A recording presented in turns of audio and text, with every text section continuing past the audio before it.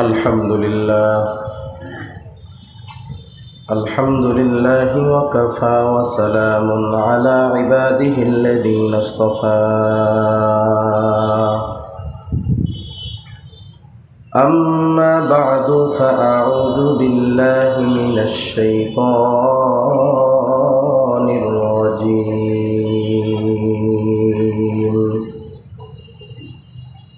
بسم الله الرحمن الرحيم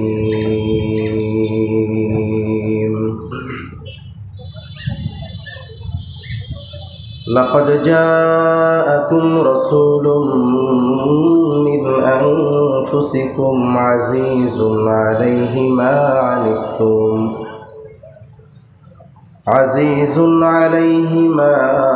عنتم حريص عليكم بالمؤمنين رؤوف رحيم وقال رسول الله صلى الله عليه وسلم لا يؤمن أحدكم حتى أكون أحب إليه من والده وولده والناس أجمعين أو كما قال النبي صلى الله عليه وسلم صدق الله العلي العظيم وصدق رسوله النبي الكريم ونحن على ذلك من الشاهدين والشاكرين والحمد لله رب العالمين سبحانك لا علم لنا إلا ما علمتنا إنك أنت العليم الحكيم আমরা মোহাব্বতের সাথে সবাই দুরূদ শরীফ পাঠ করি আল্লাহুম্মা সাল্লি আলা মুহাম্মাদিন ওয়া আলা আলি মুহাম্মাদ কামা সাল্লাইতা আলা ইব্রাহিম ওয়া আলা আলি ইব্রাহিম إنك حميد مجيد اللهم بارك على محمد وعلى آل محمد كما باركت على إبراهيم وعلى آل إبراهيم إنك حميد مجيد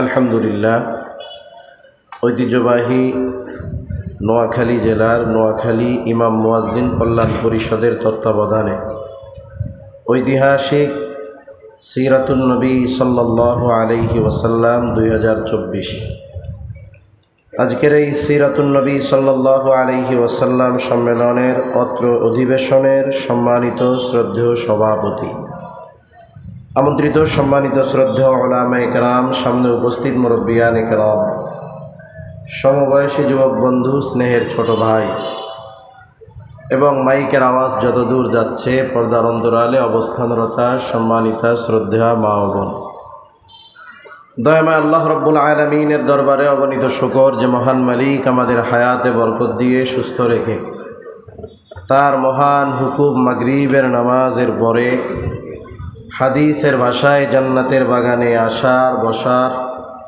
কিছু দিনই কথা বলবার এবং শ্রবণ করবার সুযোগ যে মহান মালিক আমাদের দান করেছেন, সে মহান মালিককে খুশি করার জন্য মোহাব্বতের সাথে জবান খুলে অন্তর থেকে আমরা একবার কালিমাতুশ শুকর পাঠ করি আলহামদুলিল্লাহ। অগণিত দুরূদ ও সালাম সৈয়দুল আম্বিয়া, আশরাফুল আম্বিয়া, খাতামুল আম্বিয়া, ইমামুল মুরসালিন, রহমাতুল লিল আলামিন মুহাম্মাদুর রাসূলুল্লাহ সাল্লাল্লাহু আলাইহি ওয়াসাল্লামের উপর আমি আপনাদের খেদমতে পবিত্র কোরআনুল কারীমের একটা আয়াত ও রাসূল আকরাম সাল্লাল্লাহু আলাইহি ওয়াসাল্লামের অগণিত হাদিস থেকে একটা হাদিস পাঠ করেছি। আল্লাহ তাআলার কাছে তৌফিক চাই, আল্লাহ তাআলা অল্প সময়ের মধ্যে আমাকে কিছু কথা বলার তৌফিক দেন, যে কথাগুলো আমাদের সবার দুনিয়া এবং আখিরাতের জন্য কল্যাণকর হয়, সকলে বলি আমিন।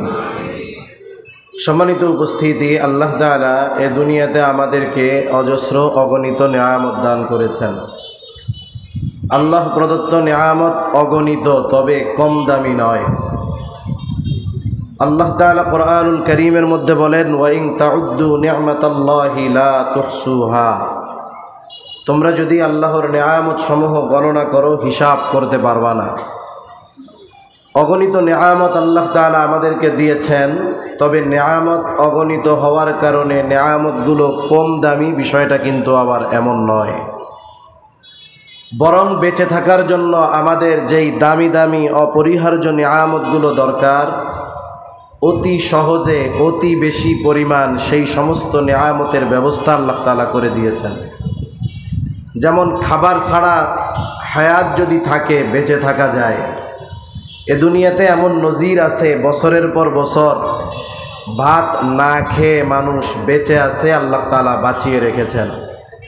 কিন্তু আপনাদের নোয়াখালী সহ গোটা দুনিয়ার মধ্যে যদি দুই একজন খুঁজেন, যেই লোকটা অক্সিজেন ছাড়া বেঁচে আছে, এরকম খোঁজ খবর আপনাদের কাছে আছে নাকি? গোটা দুনিয়ায় পাওয়া যাবে? নাই। অথচ এই অক্সিজেনবিহীন মানুষ, চিকিৎসা বিজ্ঞান বলে মাত্র 5টা মিনিট দুনিয়াতে বেঁচে থাকতে পারবে সর্বোচ্চ সময়। অথচ এই দামি নেয়ামত এত বেশি আর এত সহজে আল্লাহ তাআলা আমাদের দান করেছেন। মাসের শেষে যখন চাউলের বস্তা শেষের দিকে যায়, ঘরের মানুষগুলার কপালে ভাঁজ পড়ে যায়, চিন্তা চলে আসে। কিন্তু কোনোদিন আমি আপনি রাতের বেলা বিছানায় গিয়ে এই চিন্তা করি নাই যে এখন তো অক্সিজেন পাইতেছি, যদি ঘুম থেকে উঠে না পাই বেঁচে থাকবো কেমনে? এই চিন্তা আমরা কখনো করছি? কেন করি নাই? করা লাগে নাই কেন? আমাদের বেঁচে থাকার এই অপরিহার্য দামি নেয়ামতটা অতি সহজে আমাদের দিয়েছেন কে? আল্লাহ তাআলা দিয়েছেন। যেমন এই যে বৃষ্টি হইতেছে না অনেক দিন, এই বৃষ্টিটাও আমাদের জন্য একটা নেয়ামত ছিল, আমরা পাইতেছি না। তাই এই কথা বলতে গেলে আবার অন্যদিকে চলে যাবে। আমি যেই কথাটা মূলত বোঝাতে চাই যে আল্লাহ তাআলা অগণিত নেয়ামত দিয়েছেন, কিন্তু এই নেয়ামত অগণিত হওয়ার কারণে নেয়ামত যে কম দামি, বিষয়টা এমন নয়। বরং বান্দার প্রয়োজনে যত দামি নেয়ামত দরকার সবগুলো অতি সহজে আল্লাহ তাআলা দিয়েছেন। অক্সিজেন দামি এক নেয়ামত, তবে সবচাইতে দামি নেয়ামত নয়। সবচাইতে দামি নেয়ামত হলো ঈমান। কি একটু জবান খুলে বলেন তো? সবচাইতে দামি নেয়ামত ঈমান। এর চাইতে দামি নেয়ামত আর কোনো কিছুই হতে পারে না। আল্লাহ তাআলা সাথে সাথে আরো কিছু দামি নেয়ামত আমাদেরকে দান করেছেন। যেমন আল্লাহ প্রদত্ত দামি নেয়ামতগুলোর মধ্যে অন্যতম একটি দামি নেয়ামত হলো আল্লাহ তাআলা আমাদেরকে মুহাম্মাদুর রাসূলুল্লাহ সাল্লাল্লাহু আলাইহি ওয়াসাল্লামের উম্মত বানিয়েছেন। আল্লাহ রাসূল সাল্লাল্লাহু আলাইহি ওয়াসাল্লামের উম্মত হতে পারা, এটা আল্লাহ তাআলার পক্ষ থেকে আমাদের উপরে বিশেষ অনুগ্রহ। আল্লাহ সুবহানাহু ওয়া তাআলা কোরআনুল কারীমের মধ্যে আমাদের জন্য আমাদের নবীকে বিশেষ অনুগ্রহ হিসাবে অভিহিত করেছেন। তিনি তো এমন এক নবী, যেই নবীকে শুধু আমরাই ভালোবাসি তা নয়, বরং ওই নবীও তার উম্মতকে সর্বোচ্চ ভালোবাসে। সুবহানাল্লাহ বলেন। এজন্য আল্লাহ তাআলা বিশেষ করে মুমিনদের জন্য নবীকে বিশেষ অনুগ্রহ হিসাবে অভিহিত করেছেন। আল্লাহ তাআলা বলেন, লাকাদ মান্নাল্লাহু আলাল মুমিনিনা ইয বা'আসা ফীহিম রাসূলাম মিন আনফুসিহিম। আল্লাহ রাব্বুল আলামিন বলেন, মুমিনদের উপর আল্লাহ তাআলার বিশেষ অনুগ্রহ যে ইয বা'আসা ফীহিম রাসূলাম মিন আনফুসিহিম, যে তিনি তাদের মধ্য থেকে তাদের জন্য একজন রাসূল প্রেরণ করেছেন। আল্লাহ তাআলা যদিও মুমিনদের জন্য নবীকে বিশেষ অনুগ্রহ হিসাবে অভিহিত করেছেন, তথাপি নবীজির কারণে উপকৃত শুধু মুমিনরা হয়েছে বা হবে বা হয় এমনটা নয়, বরং নবীজির কারণে গোটা পৃথিবীর সব মাখলুক কাফেররা সহ সকলেই নবীজির কারণে উপকৃত হয়েছে, হচ্ছে এবং কিয়ামত পর্যন্ত হতে থাকবে। নবীজির উপস্থিতিতে যেমন কাফেররা নবীজির কারণে কঠিন শাস্তি থেকে বেঁচে গিয়েছে, বর্তমানেও বাঁচতেছে, কিয়ামত পর্যন্ত নবীজির কারণেই তারা কঠিন শাস্তি থেকে বেঁচে থাকবে। হাদিস থেকে শোনাই আপনাদের, আবু জেহেল একদিন নবীজির সামনে এসে নবীজিকে শোনায়া শোনায়া আল্লাহ তাআলার কাছে দোয়া করে। আবু জেহেল আল্লাহ তাআলাকে বলে, আল্লাহ, সত্যই যদি আপনি মুহাম্মাদের উপরে কোরআন নাজিল করে থাকেন তাহলে আমাদের উপরে কঠিন শাস্তি বর্ষণ করেন, পাথর বর্ষণ করেন অথবা যন্ত্রণাদায়ক শাস্তি দেন। নবীজিকে শোনায়া শোনায়া আবু জেহেল আল্লাহ তাআলার কাছে দোয়া করে। প্রথম প্রশ্ন হলো, আবু জেহেল কি আল্লাহ তাআলাকে বিশ্বাস করতো নাকি? বলে হ্যাঁ করতো। আবু জেহেল যে আল্লাহ তাআলাকে বিশ্বাস করতো এ কথা আমার নয়, স্বয়ং আল্লাহ রাব্বুল আলামিন কোরআনুল কারীমের মধ্যে বলেন, ওয়ালাইন সাআলতাহুম মান খালাকাস সামাওয়াতি ওয়াল আরদ। আল্লাহ তাআলা বলেন, আপনি যদি তাদের কাছে জানতে চান জিজ্ঞাসা করেন, মান খালাকাস সামাওয়াতি ওয়াল আরদ, আসমান এবং জমিনের স্রষ্টাকে আপনি যদি তাদেরকে জিজ্ঞাসা করেন, আপনার প্রশ্নের জবাবে এই মক্কার মুশরিকেরা কি বলবে? আল্লাহ তাআলা নিজেই জবাব দিয়ে বলেন, লা ইয়াকুলুন্নাল্লাহ। দুইটা তাকিদ যোগ করে আল্লাহ তাআলা বলেন, আপনার এই প্রশ্নের জবাবে অবশ্যই অবশ্যই ওরা বলবে আসমান জমিনের স্রষ্টা বলেন আল্লাহ। আপনি যদি মক্কার মুশরিকদেরকে জিজ্ঞাসা করেন, ওয়ালা ইন সাআলতাহুম মান নাযালা মিনাস সামাই মা, কে আসমান হতে পানি বর্ষণ করে, শুধু তাই না, ফাআহইয়া বিহিল আরদা বাদা মাউতিহা, বর্ষিত পানির দ্বারা কে মৃত জমিনকে পুনরায় পুনরুজ্জীবিত করে, ফেটে চৌচির হয়ে যাওয়া, শক্ত হয়ে যাওয়া ওই ফসল উৎপাদনের অনুপযুক্ত জমিনটাকে কে বৃষ্টির পানির মাধ্যমে ফসল উৎপাদনের উপযুক্ত করে তোলে। মক্কার মুশরিকেরা ওদের দেবদেবীদের কথা বলবে না, আপনার প্রশ্নের জবাবে অবশ্যই অবশ্যই তারা বলবে এগুলো যিনি করেন তিনি কে? লা ইয়াকুলুন্নাল্লাহ, অবশ্যই অবশ্যই তারা বলবে এগুলো আল্লাহই করেন। আপনি যদি তাদের আবার জিজ্ঞাসা করেন, ওয়ালা ইন সাআলতাহুম মান খালাকাহুম লা ইয়াকুলুন্নাল্লাহ, আপনি যদি তাদেরকে জিজ্ঞাসা করেন, তাদের কাছে যদি জানতে চান তাদেরকে কে সৃষ্টি করেছে, নাস্তিকদের মতো তারা বলবে না আমরা এমনিতেই দুনিয়ায় আসছি, আবার পচে গলে মাটির সাথে মিশে যাব। তারা কি বলবে? লা ইয়াকুলুন্নাল্লাহ, অবশ্যই অবশ্যই তারা বলবে আমাদের স্রষ্টা হলেন আল্লাহ। এগুলোর দ্বারা বোঝা যায় যে মক্কার মুশরিকেরা আল্লাহ তাআলার অস্তিত্বে বিশ্বাসী ছিল, কিন্তু এরপরেও তারা এমন কিছু শিরকের সাথে জড়িত ছিল যার কারণে তাদের ঈমান মূল্যহীন হয়ে গেছে। মক্কার মুশরিকেরা আল্লাহ তাআলাকে বিশ্বাস করত, এই জন্য আল্লাহ তাআলার কাছে দোয়া করতেছে। শুধু তাই না, হাদিসের মধ্যে আসছে, নবীজি বলেন আবু জেহেল আল্লাহ তাআলার কাছে দোয়া করেছে আর আল্লাহ তাআলা আবু জেহেলের দোয়াও কবুল করেছে। বদরের দিন সকালবেলায় আবু জেহেল আল্লাহ তাআলার কাছে দোয়া করে, বলে আল্লাহ, আজকে যারা হকের উপরে আছে, সত্যের উপরে আছে, আপনি তাদেরকে বিজয় দান করেন। নবীজি বলেন আল্লাহ তাআলা আবু জেহেলের দোয়া কবুল করেছে। বদরের দিন যারা হকের উপরে ছিল, সত্যের উপরে ছিল, আল্লাহ তাআলা তাদেরকেই বিজয় দান করেছে। তাহলে প্রথম কথা যে এরা আল্লাহর অস্তিত্বে বিশ্বাসী ছিল। আমাদের দেশসহ গোটা দুনিয়ায় এইরকম আল্লাহর অস্তিত্বে বিশ্বাসী 250 কোটির মতো মানুষ আছে। প্রায় কত মানুষ? 250 কোটি। কিন্তু আবু জেহেলের মতো কাজ করে তথা আল্লাহর সাথে, আল্লাহর জাতের সাথে, আল্লাহর সিফাতের সাথে বিশেষ করে শিরিক করে, বলেন তো এই ধরনের মানুষ আমাদের দেশ সহ গোটা দুনিয়ায় অভাব আছে নাকি? ওদের অবস্থা যেমন হোক, পরিচয় যেমন হোক, ওরা এমন কিছু শিরকের সাথে জড়িয়ে গেছে, এমন কিছু কর্ম তারা করতেছে যার কারণে আল্লাহকে যে বিশ্বাস করে এই বিশ্বাস একেবারে মূল্যহীন হয়ে যাচ্ছে।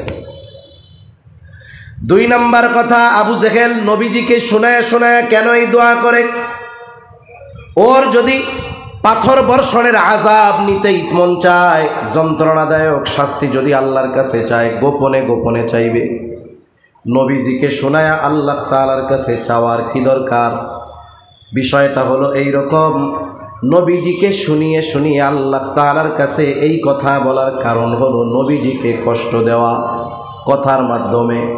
আবার কেমন যেন আবু জেহেল আল্লাহ তাআলাকে বলতে চায়, আল্লাহ আমার পেছনে লোকজনের অভাব নাই, আমি হলাম কুরাইশ বংশের বড় একজন নেতা, আমার টাকা পয়সা ধন দৌলত জনবল লোকবলের অভাব নাই, আমার ক্ষমতার অভাব নাই, টাকা পয়সার অভাব নাই। আয় আল্লাহ, আপনি আমারে বাদ দিয়া কেন মুহাম্মাদের উপরে কোরআন নাজিল করলেন? এই কথা কেমনে সহ্য করি? তাইলে পাথর দিয়ে আমারে শেষ করে দেন। এই কথাটা মূলত বলতেছে হিংসায়। আমরা অনেক সময় দেখি মানুষ মানুষকে কথার মাধ্যমে কষ্ট দেয় কি দেয় না? অনেক জায়গায় বিশেষ করে গ্রাম অঞ্চলে এরকম আছে, একজন মানুষ অভাবী দরিদ্র কষ্টে আছে, মানুষের সাথে তার কোনো শত্রুতা নাই, কিন্তু দেখবেন একটা সময় তার শত্রু এমনিতেই হয়ে যায়। কারণ মানুষের মধ্যে যেই রোগগুলোর বিস্তার বেশি, এর মধ্যে একটা হলো হিংসা। হিংসার কারণে অনেক সময় একজন আর একজনের ভালাই দেখতে পারে না, অটোমেটিক তার প্রতি একটা বিদ্বেষমূলক মনোভাব চলে আসে। গ্রামে হয়, মনে করেন একজন টাকা পয়সার মালিক না, গরিব মানুষ, দরিদ্র অসহায় লোকটা অনেক কষ্ট করে তার ছেলেকে লেখাপড়া শিখিয়েছে। ছেলে জাগতিক লাইনে হোক অন্য লাইনে হোক বড় ব্যবসায়ী, টাকা পয়সাওয়ালা হয়েছে, আলহামদুলিল্লাহ, টাকা পয়সার অভাব। মানুষজন বলা বলি করে যে দেখছ অমুক চাচার ছেলে একটা সময় 2 বেলা খাইতেও পাইতো না, এখন অনেক টাকা পয়সার মালিক, আল্লাহ তাআলা ওদের দিকে ফিরায়া তাকাইছে, এখন বড় অফিসার, নোয়াখালীতে কয়েকটা দোকান আছে, বাড়ি আছে, মাশাআল্লাহ, আলহামদুলিল্লাহ। এই যে একটা মানুষের উন্নতি সবার কিন্তু ভালো লাগবে না। পাশের থেকে আর একজন বলবে, তোমরা কার কথা বলো? বলে অমকের বুলা অমক এইরকম উন্নতি অগ্রগতি হয়েছে। এখন ওই লোকটার তার উন্নতি শুনে আর ভাল লাগে না, তখন কি বলে, আয় আল্লাহ, অমকের বুলা এত টাকার মালিক, এই খবর শোনার আগে আমি মরলাম না কেন? এরকম বলার লোক তো আলহামদুলিল্লাহ কমপক্ষে নোয়াখালী নাই, আছে, যে আমি মরলাম না কেন, কি খবর শুনলাম? বলেন তো ওই টাইমে যদি আজরাইল এসে বলে আপনার তো মরতে মন চায়, তাইলে আমার লগে চলে, কি বলবে? যে আসলে মরতে চাই না, এটা হলো এমনি এমনি কইছি, ঠিক কিনা? আসলে আবু জেহেল চায় না তার উপরে পাথর বর্ষণ হোক অথবা যন্ত্রণাদায়ক শাস্তি হোক, কিন্তু কেন বলল? বলে নবীজিকে শোনায় বলছে কথার দ্বারা কষ্ট দেওয়ার জন্য। স্বাভাবিক, নবীজিও তার আচরণে কষ্ট পেয়েছেন। মনে করেন আপনার একজন বন্ধু আছে, খুব খাতিরওয়ালা বন্ধু, আপনার জানে জিগার বন্ধু, একেবারে আপনার কাছের বন্ধু, আপনি মুআদ্দাব ভদ্র মানুষ, শরীফ মানুষ, আপনি এক জায়গায় গিয়েছেন, আর একটা দুষ্টু লোক আপনাকে উদ্দেশ্য করে কিছু কথা বলতেছে, আপনি তো ভদ্র মানুষ, এই জন্য কিছু বলেন না, চোখটা নিচের দিকে দিয়া, চোখ দিয়া আপনার পানি পড়তেছে তার কথার আঘাতের কারণে, কিন্তু আপনার বন্ধু পাশে আছে, তার পাওয়ার আছে, ক্ষমতা আছে। বলেন তো কোনো মানুষ যদি আপনাকে কথার দ্বারা কষ্ট দেয়, আপনার ওই বন্ধু কি ওই কথাগুলো শুনে চুপ করে থাকবে নাকি? চুপ থাকবে না। আপনি জবাব না দিলেও আপনার পক্ষ থেকে সে কি দিয়ে দিবে? জবাব দিয়ে দিবে। রাসূল আকরাম সাল্লাল্লাহু আলাইহি ওয়াসাল্লামকে আবু জেহেল শোনায় শোনায় কথাগুলো বলতেছে, নবীজি কিছু বলেন না, আল্লাহ রাব্বুল আলামিন নিজেই আবু জেহেলের এই কথার জবাবগুলো পাঠায়া দিয়েছেন। সুবহানাল্লাহ বলেন। আল্লাহ তাআলাও কেমন যেন বলে, ও আবু জেহেল, তোমরা যেই কর্ম করো, তোমরা যেই কথা বলো, তোমরা ওই ধরনের শাস্তির উপযুক্ত। তবে এই ধরনের শাস্তির উপযুক্ত হওয়ার পরেও কেন আমি তোমাদের শাস্তি দেই না শুনে নাও। আল্লাহ তাআলা ওহী নাজিল করে আমার আপনার নবীজিকে জানায় দেন, ও নবী গো, ওদের কর্মের কারণে তো ওরা শাস্তির উপযুক্ত, তবে শাস্তিও তো দেই না আপনার জন্য। আল্লাহ তাআলা বলেন, ওয়ামা কানাল্লাহু লিউআযযিবাহুম ওয়া আনতা ফীহিম, আপনি যতক্ষণ তাদের মধ্যে আছেন আমি তাদেরকে ততক্ষণ শাস্তি দিব না। আপনি তাদের মধ্যে আছেন, আপনাকে আমি এই জন্য তাদেরকে আমি শাস্তি দিব না। এখন কেন? নবী আছে, ওদেরকে কেন শাস্তি দিবেন না? কিন্তু অতীতে তো আল্লাহ তাআলা অনেক সম্প্রদায়কে শাস্তি দিয়েছেন কি দেন নাই? আল্লাহ তাআলা কেন নবী জমিনে আছেন আর ওদের শাস্তি দিবেন না কেন? পবিত্র কোরআনুল কারীমের সর্বাধিক পাঠিত যেই সূরার নাম হলো সূরাতুল ফাতিহা। এমন একটা সূরা যেই সূরা প্রত্যেক নামাজের প্রতি রাকাতে লাগে। ইমামের পেছনে যখন পড়া হয়, ইমামের কেরাত, মুসল্লির কেরাত, নিজে যখন একাকী পড়া হয় সূরা ফাতিহা পড়তে হয়। সূরা ফাতিহার শুরুতেই আমরা বলি আলহামদুলিল্লাহি রাব্বিল আলামিন। সকল প্রশংসা আল্লাহর জন্য। আল্লাহকে বলে যিনি হলেন জগৎ সমূহের রব, প্রতিপালক। এক নম্বরে আল্লাহ তাআলা জানিয়ে দিলেন জগৎ একটা নয়, শুধু এই পৃথিবী একটা জগৎ নয়, আরো অগণিত জগৎ যিনি সৃষ্টি করলেন তিনি কে? এই পৃথিবীর মহাকাশ নিয়ে যারা গবেষণা করে, যতগুলো সংস্থা আছে, সব সংস্থাগুলোর মধ্যে সবচাইতে বেশি অগ্রসর হলো যেই সংস্থা, তার নাম হলো নাসা। আমাদের বাংলাদেশেও একটা সংস্থা আছে, মহাকাশ গবেষণা কেন্দ্র, যেটার নাম হলো স্পারসো। নাম শুনছেন আপনারা? মহাকাশ গবেষণা কেন্দ্র আছে যে আমাদের দেশে, জানেন তো আপনারা?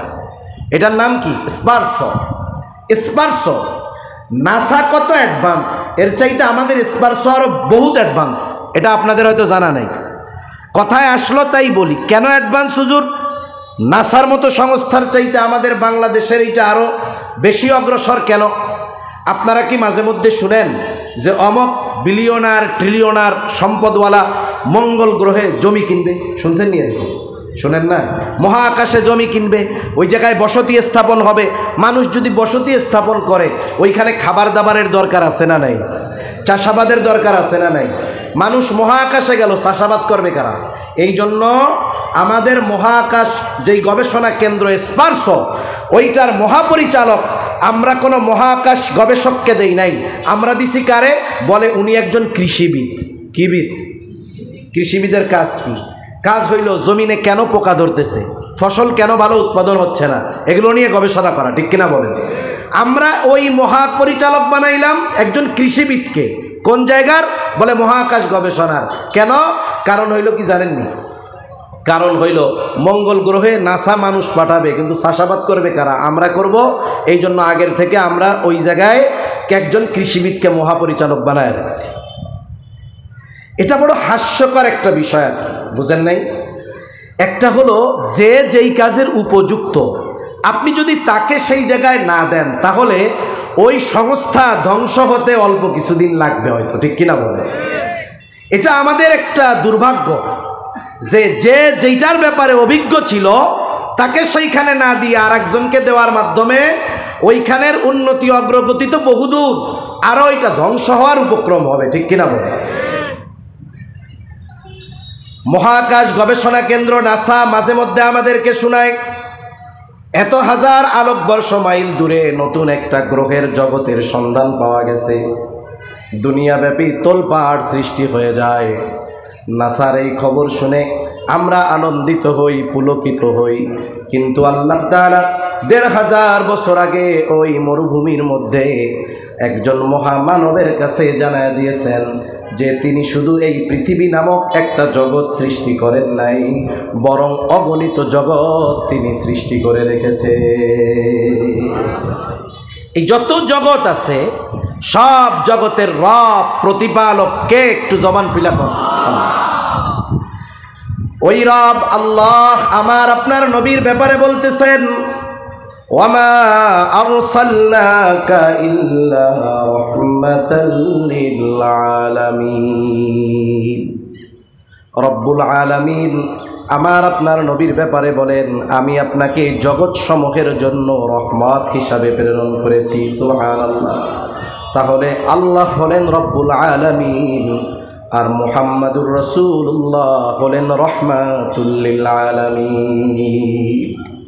গোটা সৃষ্টি জগতে একটা ইঞ্চি জায়গা পাওয়া যাবে না যেই জায়গার রব আল্লাহ তাআলা নয়। এরকম একটা ইঞ্চি জায়গা আসেনি? নাই। ওই রকম গোটা সৃষ্টি জগতে একটা ইঞ্চি জায়গা নাই যেই জায়গার রহমত আমার আপনার নবীজি নন। আমার আপনার নবীজি রহমাতুল লিল আলামিন। ওই রহমাতুল লিল আলামিন যেই জমিনের উপরে আছে, ওই জমিনের উপরে আল্লাহ তাআলা আযাব কেমনে দিবে? সুবহানাল্লাহ।